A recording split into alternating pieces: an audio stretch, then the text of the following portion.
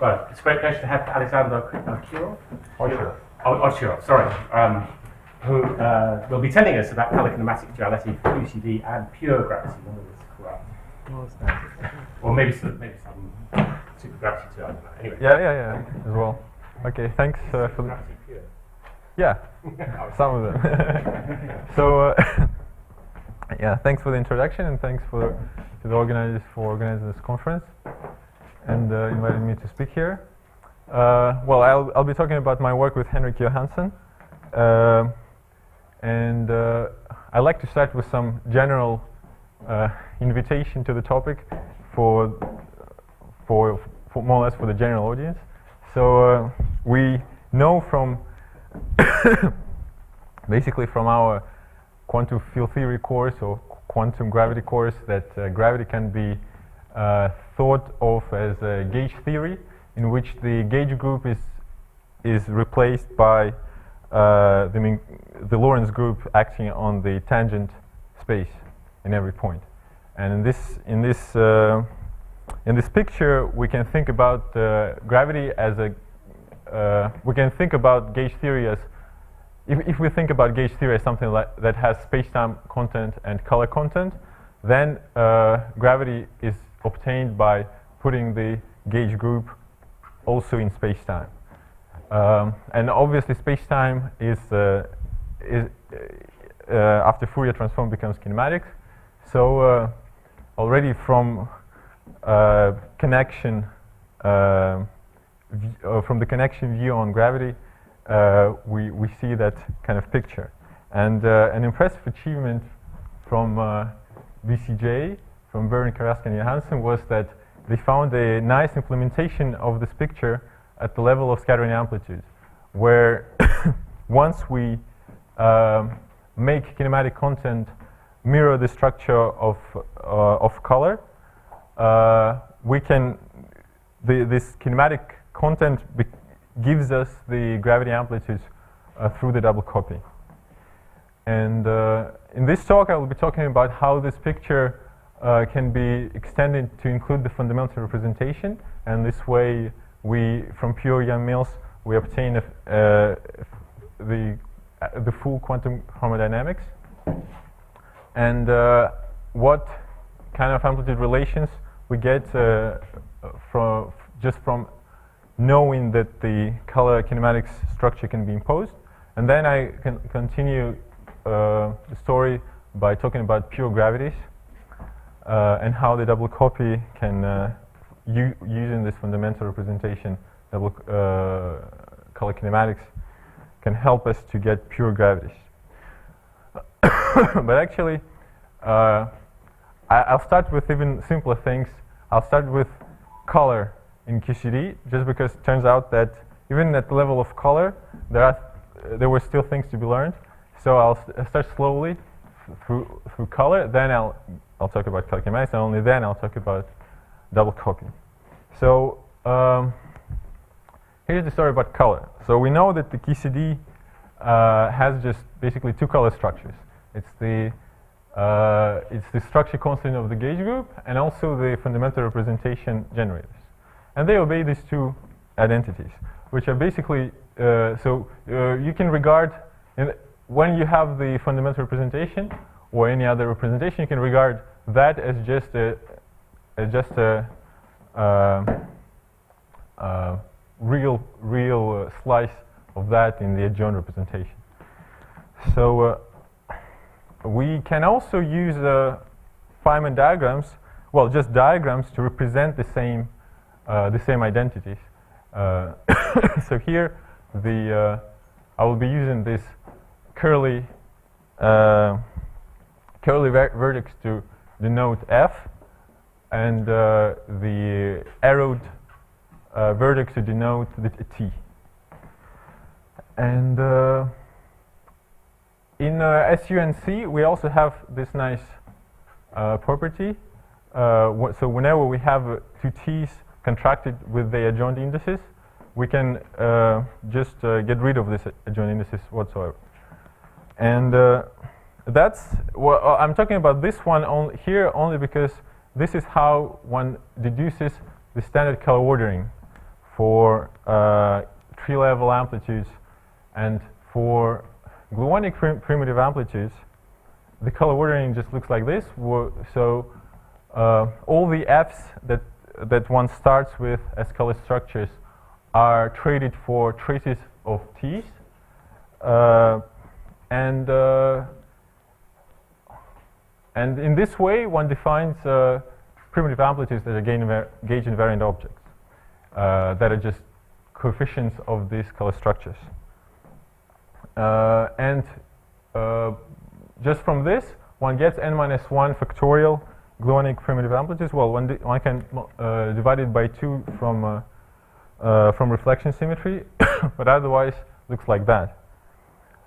Then there are also class coef-relations that can be written in this form.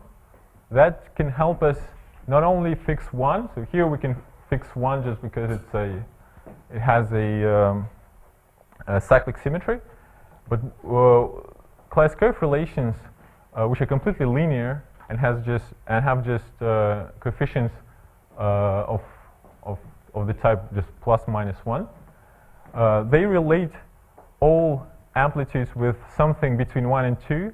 Oh, well, one can pick any other labels for those, for 1 and 2, but here we pick 1 and 2, and any amplitude with something between 1 and 2 is written in terms of amplitudes where 1 and 2 are close together. In this way, one fixes 2 labels, and that's a KK basis of n-2 primitives, n-2 factorial primitives.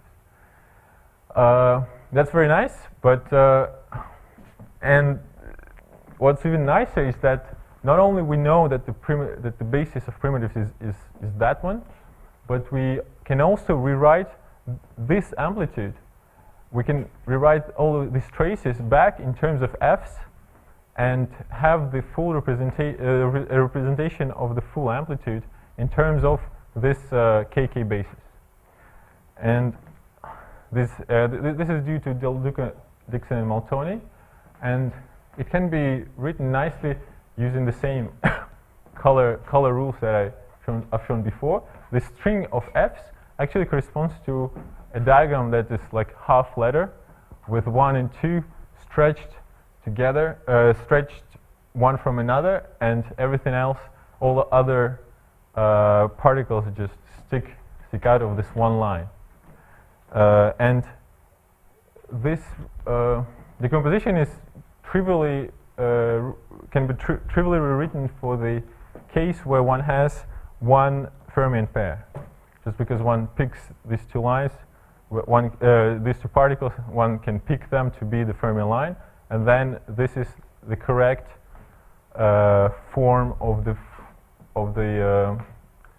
color-dressed amplitude with 1 fermion pair. So in this talk I will be talking about more general tree-level QCD amplitudes, and we will have k fermion pairs. So you see here I have n, which is the full number of particles, and I already started labeling the pure glue case by 0, where you have no quark pairs, and 1 when you have 1 quark pair. Fermions in the fundamental? Yeah. But in principle, they can be in any other representation. Just we allow for the fundamental. And I like to talk about some motivation for this kind of work here, just because, well, it's tree level, but people care more about loop level amplitudes. And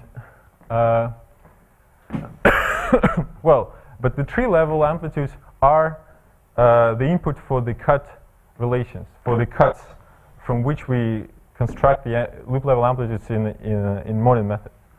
And these relations hold on cuts. That means that they give us some information about what's happening even to the loop level. So if we consider such a simple KK relation, which commute 4 through 2 and 3,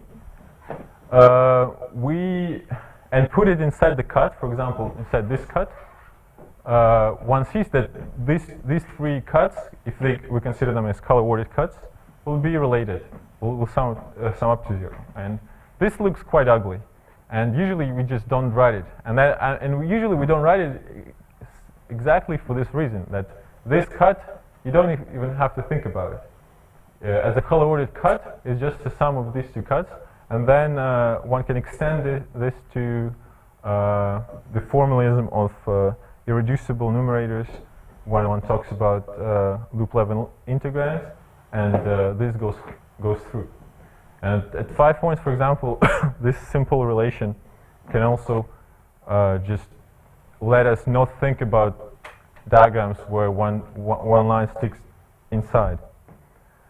And in more general, this kind of approach helped us obtain the full color amplitude at 2 loops for the O plus case in this paper with Simon Badger, Gustav Mogul, and Donald, in which we use something else to obtain these deltas, but to actually combine these deltas into a full color amplitude, we actually used the DDM decomposition inside the cuts, and then translated it to the same thing for the irreducible numerators. And the general picture looks like this. So 2 loops, we have 2 topologies, 2 general topologies for cuts. And then we just basically start applying the DDM decomposition. So for example, here we just take these 2 legs and start pulling them, and we read off the color structure from the half letter of the DDM decomposition. Then we can apply it here. It will be slightly different just because here we have 3 vertices, but in principle this gives us a constructive way to just say, okay, we know how to combine everything into full color amplitude. So that said, let me talk about what happens when we have multiple quark lines. So first of all, we need to realize what kind of basis we want to, I want to get to a similar color decomposition for a general QCD amplitude. And for that, we need to know, it will be a decomposition in some basis.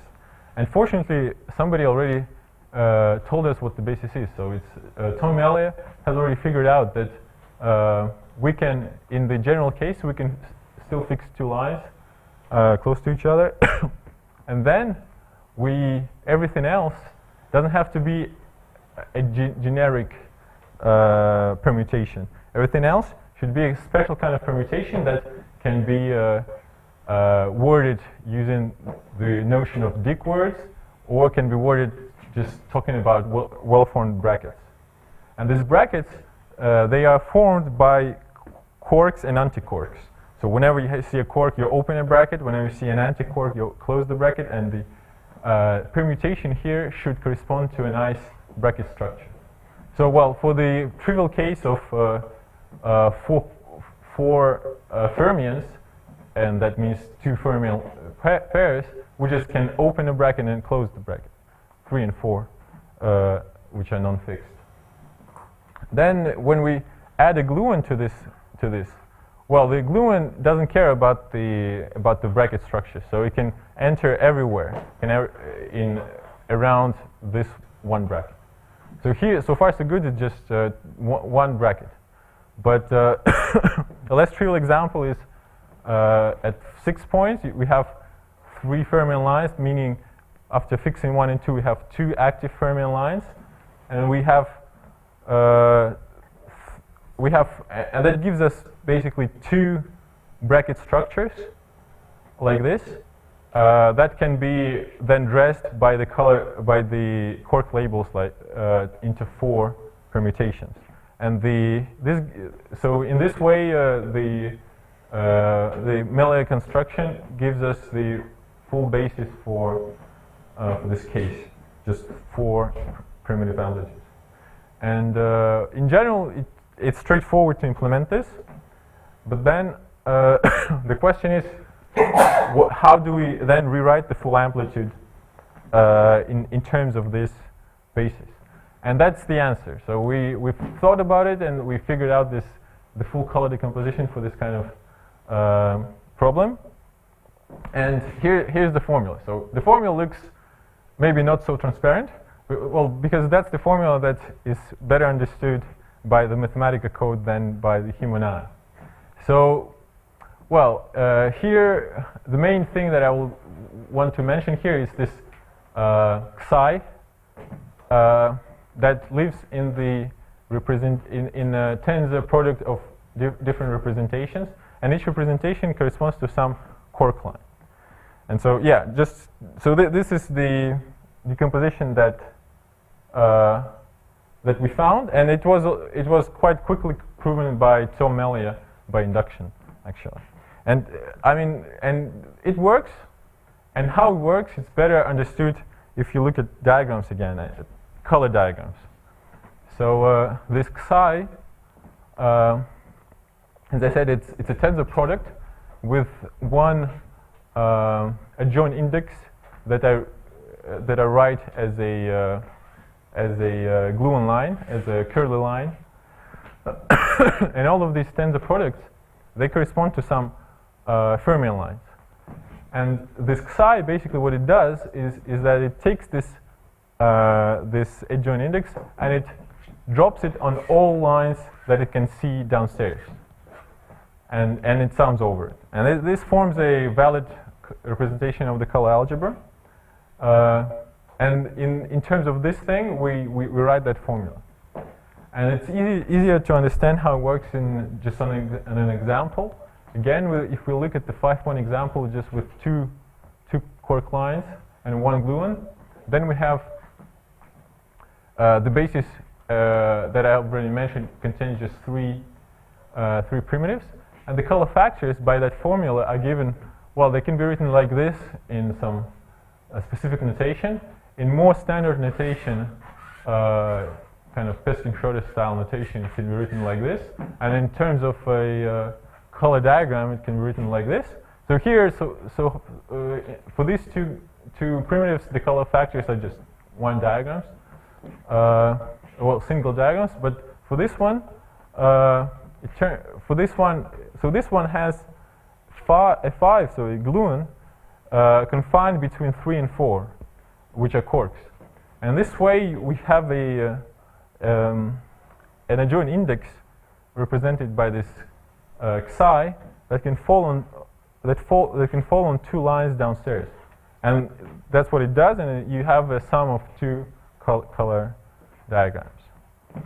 So that's how it works. And at a higher point example, you can always take an ordering and write the corresponding color factor as a diagram in which you sum over all possible couplings of gluon lines to the downstairs fermion lines. So that's quite a huge number of. No, it's not so huge. So here it's two options, 3 options, so 24, and 3 more options, right?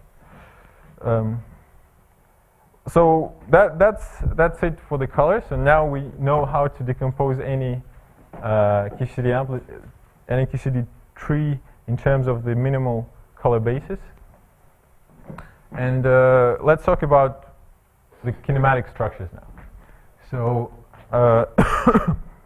in pure Yang-Mills, where we only have structure constants, we have the Jacobi identity, and also in principle we have a 4-point vertex in the 4 gluon vertex. But it's quite clear that it can be written as a sum of these diagrams, because its color structures here correspond to precisely them. And that's a simple fact of color algebra not having a 4-point vertex. I mean, color algebra only has 3-point structures. And when we do that, we have an amplitude written in terms of this equivalent diagrams, and then then the actual duality that we want to impose, that that the BCJ that BCJ taught us to impose is to make the kinematic numerators denoted by n here to obey the same algebraic relation. So now this diagrammatic relation is written not just for C's but for n's, and well, the C's are still the same products of F's, but the n's here, well, here I chose some representation for them for a particular case of minus plus plus amplitude, and one can check that it works out. Well, it's actually, yeah, it's manifestly satisfied. But what's interesting about this duality is that we don't even have to find these numerators if we don't want to go to gravity. And in this part of the talk, I don't want to talk about gravity.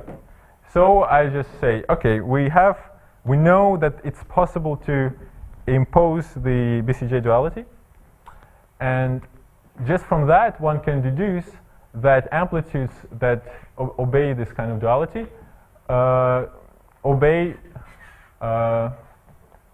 new relations among amplitudes.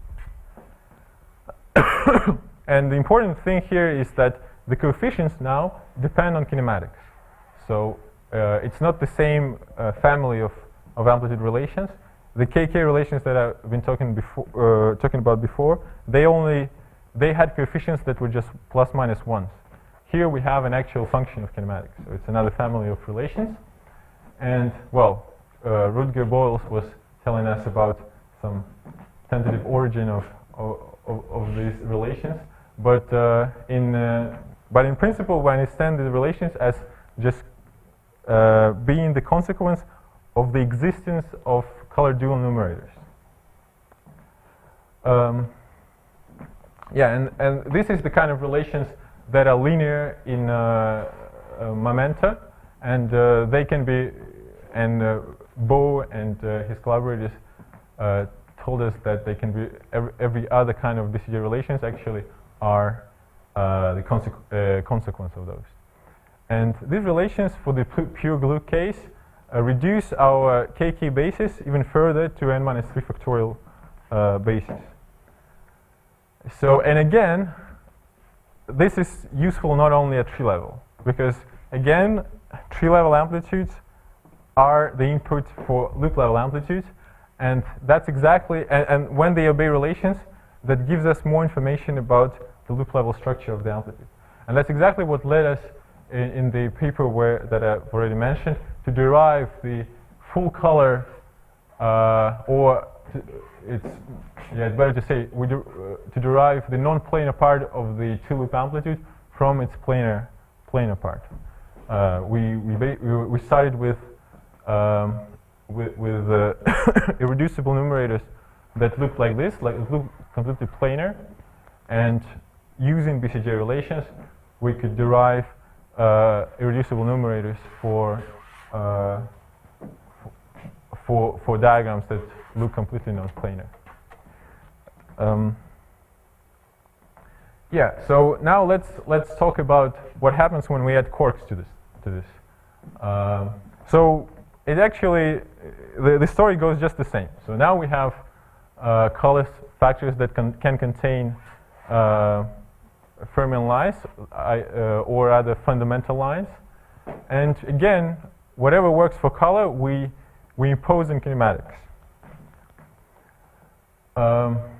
But yeah, so we either impose it, or sometimes it's just sufficient to check that it works. So I want to talk about this 4-point example, which is so nice, just because it works out of the box. So here's the only 3 diagrams that you can write for for an amplitude with 2 quarks and 2 gluons. And those are just application of Feynman rules from any textbook that you open. And just by definition, the color factors here, they obey the commutation relation because they are just products of 2 T's and a product of T of F and a T. And one can check that just out of the box with the Dirac spinors here and here, which should be on shell, the kinematic relation, which mirrors the color relation, works automatically. So that's nice. And as I said, well, once we know that something works, we can just proceed with using it without even referring to the explicit form of what the numerators are. And here, so this is the color dress amplitude that is written in terms of those three diagrams that I've shown before.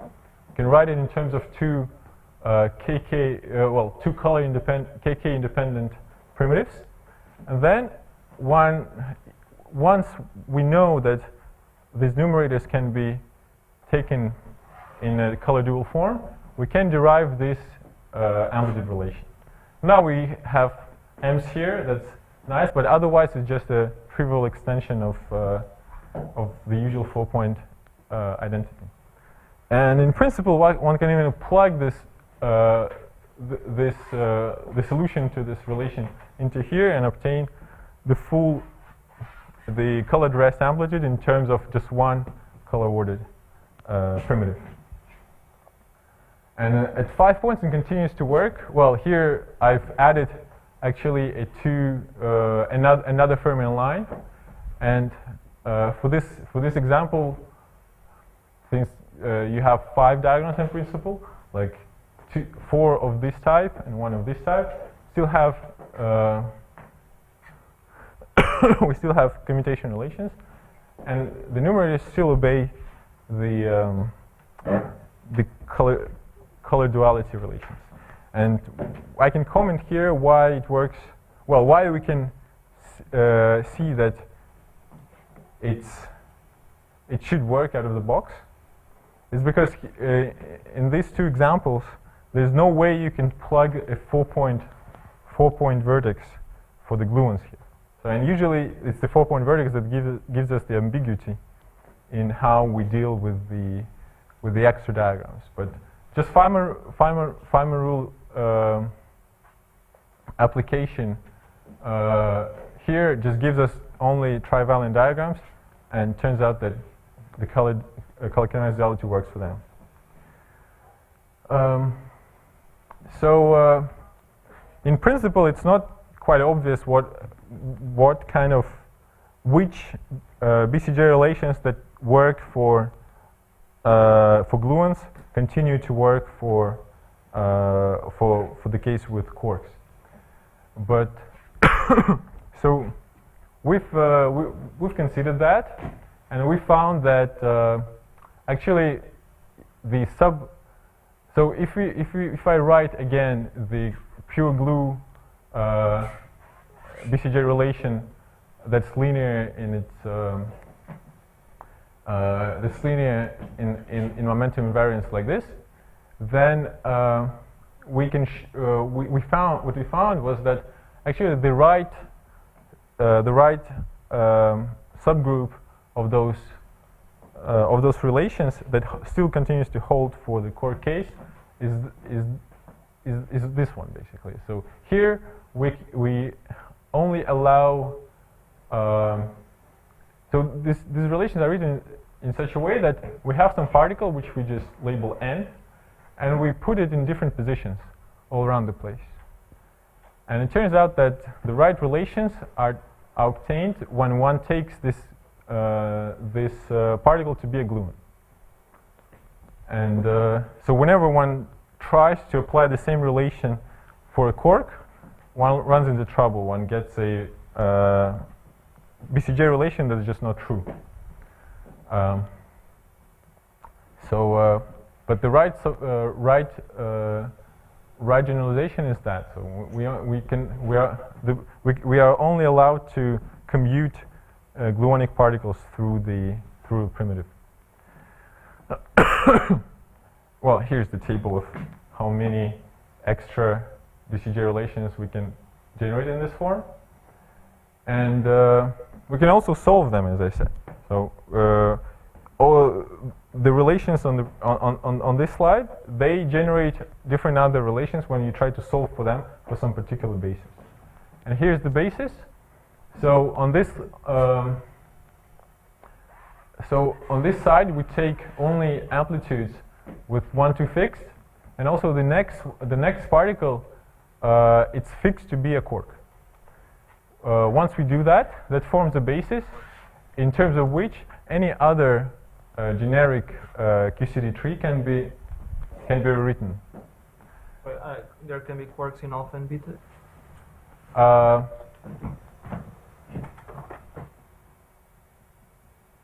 Yeah. Here, there can be quarks in alpha and beta, right? Here there's a shuffle.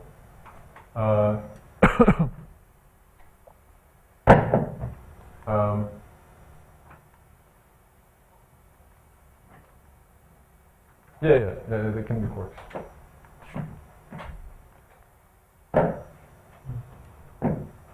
Yeah, so on this side, wait a second. Did I say? No. Yeah, it actually says, yeah, so alpha is taken to be gluon, right? So whenever you see a quark, whenever you see a primitive where you have some quark, whatever it is, but it's separated from 2 by some gluons, you can put these gluons outside. So this quark is not a fixed particle. We can only fix it to be a quark, but some quark, but not a particular quark. So here's the difference from the pure glue case. So, but beta is contains other gluons and all other quarks. Okay, thanks for the question. Yeah, and so this relation, this solution to the linear relations gives us everything in terms of the new BCJ basis, which is now n minus 3 factorial multiplied by 2k minus 2 and divided by k factorial.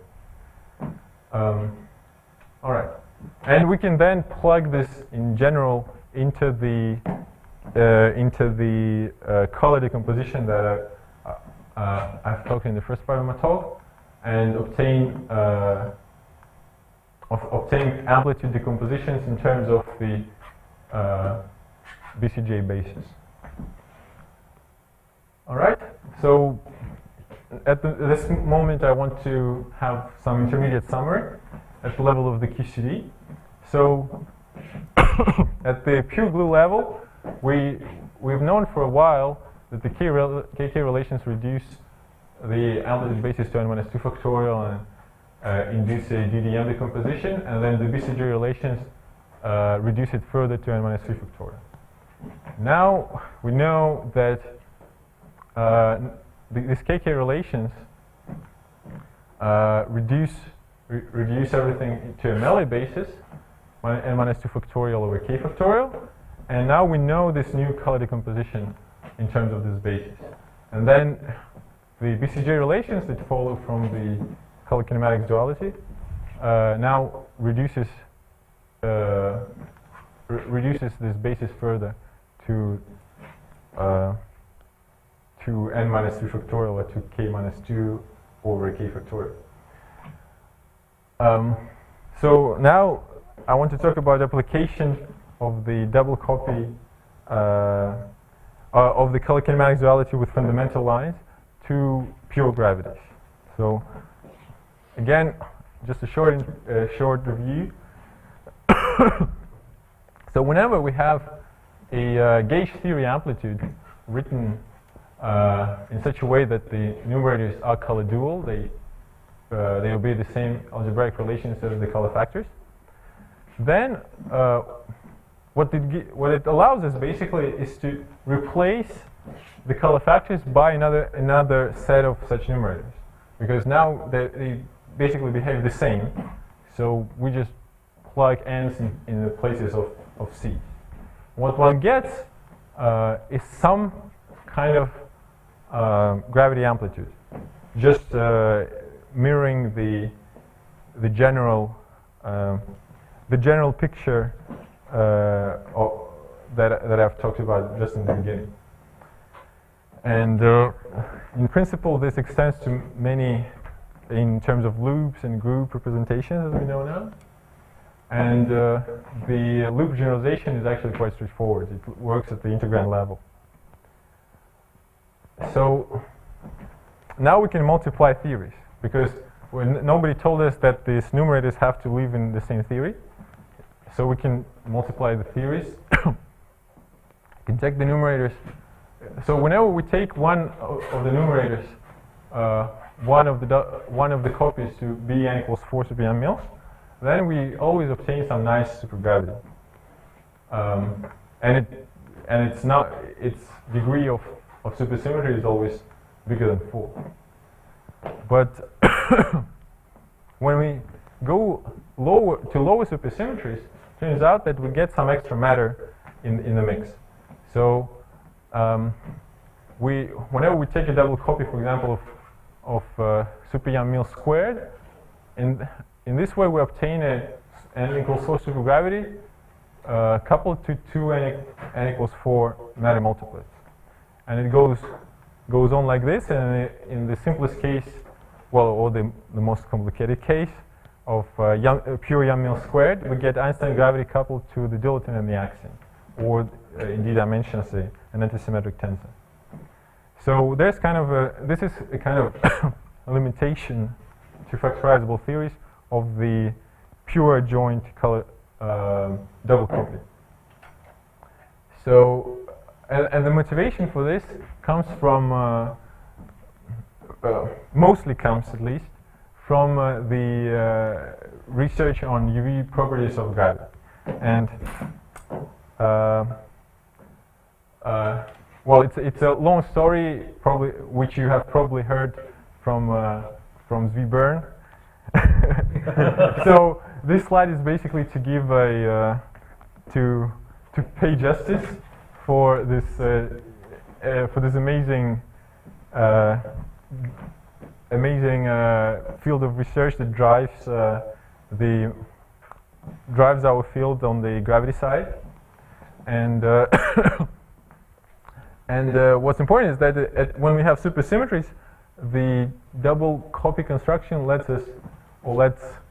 powerful people like JJ compute supergravities at high orders of loops, like n equals 4 loops, right? So that's otherwise it would be quite hard to go that far. So as I said, well, when we have less supergravity, less supersymmetries, it's slightly less approachable whenever we want actually to get a pure gravity without the extra matter. And one of the examples is the Einstein gravity that used to be computed at 2 loops through Feynman diagram methods. And now we have a unitarity method construction. But it would be nice to have a purely double copy construction for this case. So here's the list of gauge theories that in principle we should obey the color-kinematics duality. Well, they have been found to obey in the way that that Rutger described as hunter-gatherer stage. And well, many people are in the audience, and the corresponding double copies gives us also quite many different gravity theories. And in this talk, I'm talking about this line here, and basically this line. So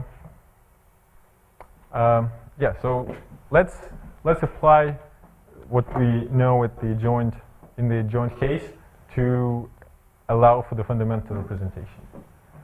So again, well, we know that color-kinematics duality seems to work. So let's try things. Well, I like to start with this example because it's trivial, but at least at the gauge theory level, it seems trivial, but at the double copy at the gravity level, it's not so trivial. So here's the thing. So this is the two diagrams for the 4-point amplitude with 4 quarks, no gluons. Each diagram is actually gauge independent, very nice. And we want to. And what if we want to impose the color-kinematics duality on it? So the thing is that the color factors here, they are actually independent. Well, the only thing that they obey is the permutation thing, but relabeling a property, but as no algebraic properties between them. So in principle, there's nothing to impose. So there's nothing. Yeah. So there's nothing. There's nothing there for the color.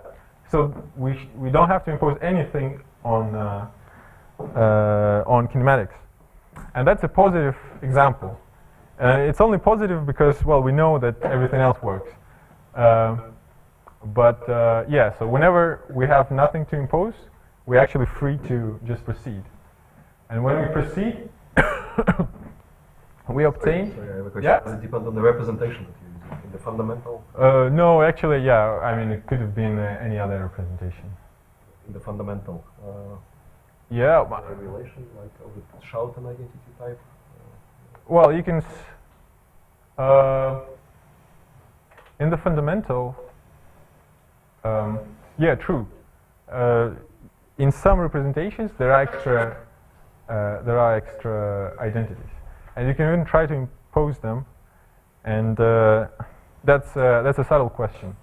But here, I'm trying to be more naive. The only thing that I want to impose are Jacobi identities and commutation relations. So things that don't depend on the actual specifics of the representation or even the gauge group. So in this way, from this point of view, they are completely independent. And so the double copy that I want to talk about is quite funny because so I want to take a numerator for a diagram like this, for example, and I multiply it by the numerator of this diagram. So this diagram is different from this one just by flipping all the lines and flipping all the helicities. And I denote this operation by a bar here. So when I do this, I get zero helicity in the final state. And here's the amplitude that one gets when one takes those numerators from the last slide. And it turns out that that's a correct amplitude for mixed Zillerton axion states scattering. And the same thing can be done for the case with an extra gluon, and then which double copies to a graviton, and we still get the right Zillerton axion states. So that's quite nice because we've got this state that we used to get from another double copy, from the adjoint double copy. So they were well, heuristically we can think about the states as coming from the gluon plus multiplied by gluon minus. And before you could consider quark masses. Yeah, before I was considering quark masses. Yeah, now I'm forgetting about quark masses because now I'm applying this to the pure gravity case where I'm actually trying to get rid of. So that's where I'm getting at actually. Yeah. So here I already. Yeah, thanks for the question. Here I already omitted the quark masses here. It's the massless case. Yeah, I was even using spinning helicity here. So yeah, I specialized. Do you have to? Well, for this particular application, I have to because it turns out that in this way we get the states that come from the double copy of gluons, and gluons are massless. But in principle, yeah, in principle, you can consider a massive version of the double copy, and that's an interesting question. What you get in the resulting as a result in theory, which I would be happy to discuss probably afterwards. But so far in the master's case, we've just got an amplitude for the states that used to plague our adjoint double copy. They were the extra matter making our double copy non-pure. And now we have another way to obtain them. So, well, that's nice. We have two ways to reproduce the same thing. How do we use it? So that's a way. Yeah. How do you know for sure that the interactions of the new states are the same as the old states? Like the dilaton and axion made through the spinners are the same as dilitons and axions? Well, by just checking. So, yeah. I think this interaction is by gauge symmetry, so it's unit fixed. It must be consistent with equality. So if you think of the fermions in the supermultiplets, when you're doing that case, you always get those kind of couplings. So it should work the same here. Yeah. Here, it's at low-level examples. Things are usually just some nice slice of the supergravity construction, where you can expect things to work out. So, but now we have we trace the states with the fundamental lines. We know which states we actually have. So when we that's first of all the formula. So here's the double copy construction for a pure gravity theory that we propose. So we do the same thing as usual, but now we add this bar on one of the on one of the copies to flip all the fermion lines, and at the same time we flip all the helicities because we're considering basically a chiral multiplet. And we also add an extra factor here, which is like a minus to the power of a number of fundamental loops in a given diagram. And this intricate sign will work as a ghost prescription to take the double copy that I've just shown you coming from the fundamental representation and subtract the matter that was plaguing our adjoint double copy. Yeah? So here you only choose, you pick out the anti-correlated Yes. spinor state so that you just get the axion dilaton. Right. You don't pick up the vectors. I do precisely that. Yeah. In that case, why couldn't you have done that with the gluonic guys that you already knew about and just truncate only the axion dilaton states for those guys and run the same game? Well, because the adjoint double copy comes as a package. You double copy a numerator. It knows about two states, plus minus gluon. You double copy it. The double copy, I mean, you have the curly line. So in this curly line, you have two states. You double copy it, you get 4 states. So as a package, it has 4 states, and disentangling them can be done on cuts, in principle.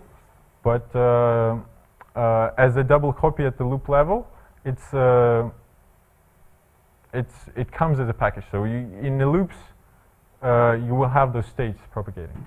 So it's somehow easier to disentangle when you're doing fermion-fermion. Yeah, well, the fermion-fermion is an extra double copy which you control because it has extra structure, right? It has this fermion line, in the fermion structure, and this is what we are using in this application to subtract the matter to make the double copy pure.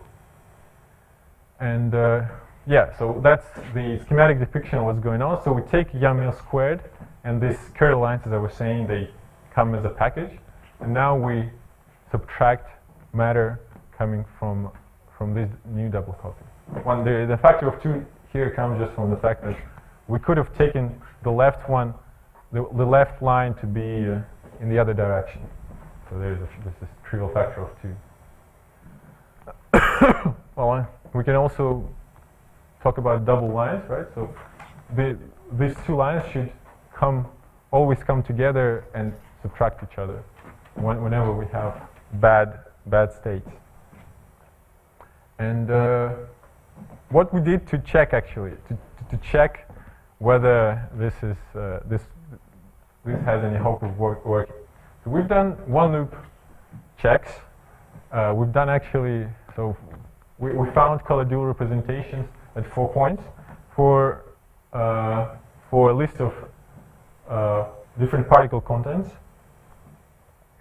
And well, obviously, those should still be a representation of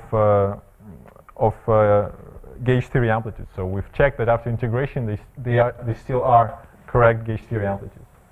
And then we started playing games with them, constructing the double copies, all different kinds of double copies, and checking that that we reproduce the correct gravity amplitudes with the right multiplets inside, and we checked it against Dunbar and Norwich. So that's the double copy for the matter here. So once we know that this at one loop we reproduce the right states in the loop, it's done, because at one loop you just need to take whatever was coming from the joint double copy and subtract it, and we know that we are subtracting the right thing. So, but this sign is slightly more intricate than how it works at one loop. So it counts the number of loops, but at one loop it can only count once. So we had to check something else. So we we didn't go far, but we checked two loop cuts, two loop 4-dimensional cuts, and there's three kinds of cuts at 2 loops, 4 points. These two kinds of cuts, they are trivial for our construction, because you can only write one loop, one fundamental loop here anywhere, because it has to have an arrow that has to connect to itself, right? So you can only write a loop like this or like this, and you cannot write 2 loops. So in these cuts, everything, well, we check that it works out, but in principle, it's no surprise. But it's nice to check something less trivial. So this is the third kind of cuts that that happens at 2 loops. And here you have an actual possibility of forming 2 loops, 2 closed loops. So here they are. So yeah, and basically this is the kind of things that are generated by our double copy, and we've checked that even though these minuses work out quite intricately. Like, for example, here you have one ghost loop. Here's a minus. The ghost loop in the other one. Here's a minus, and then there's 2 diagrams which both have ghost states in 4 legs, but at the same time they are different, because this diagram has the states are closed into 2 loops, and here it's closed into 1 single loop. So the minuses here work intricately between 2 sets of contributions. But we've checked that the whole thing actually goes to 0, because that was the actual unwanted thing that we wanted to just put to 0. Because that was the axion dilaton state cut that we started with. So at 2 loop, we've checked that at 2 loop cuts, even when we have a quite intricate application of our formula, it works out. So, and the outlook for this direction of research is quite yeah, it's quite broad. So on the one hand, we can introduce quark masses now, and then we scratch our heads and we actually don't know what precise gravity theory we get, because we have to identify the vertices at Lagrangian level, and well, to actually, at least to have a notion of the exact theory that we're working with.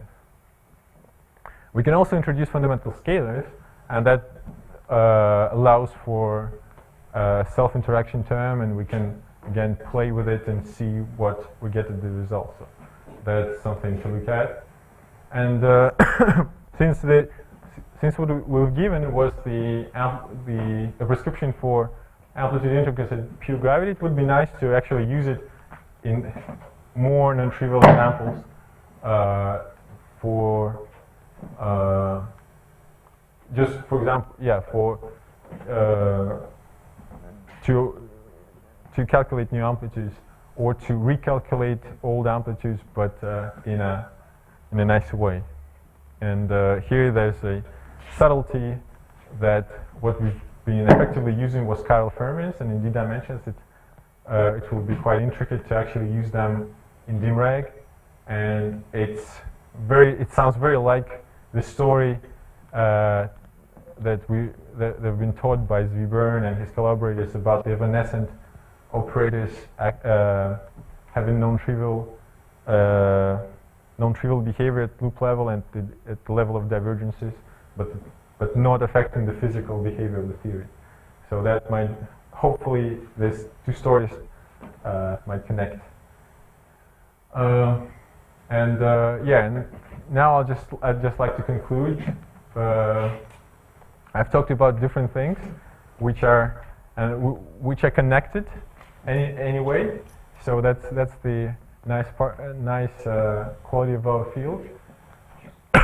So I've talked about a new color decomposition for the QCD amplitude with quarks and gluons, with masses as well, and about the BCJ relations that these primitives obey due to color-kinematics duality.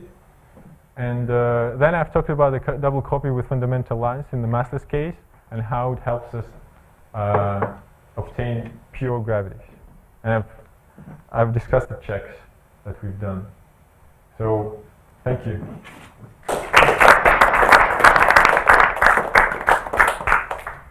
Question?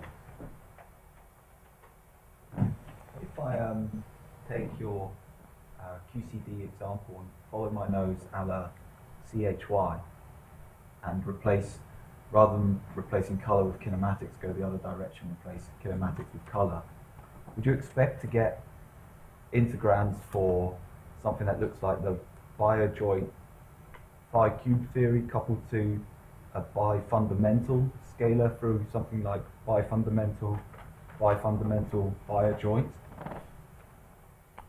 Yeah, I would expect something like this. Have you checked that? I haven't checked that yet. I must confess I wasn't very interested in this scalar theory, but but it should probably be some kind of scalar theory, with bi-fundamental, bi-adjoint. Indeed. Sure. So what happens with the masses in the gravity side? Do you have any clue what the sort of? Well, it will. Looking at it, but Um, there aren't that many massive deformations. there are infinitely many massive deformations. Well, You can write. that preserves supersymmetry, and that. No, we don't even have. I mean, we can introduce supersymmetry, and that will probably help us identify the theories. But we can also just consider the non-supersymmetric case, and there you can write everything you want. Basically. Yeah, sure.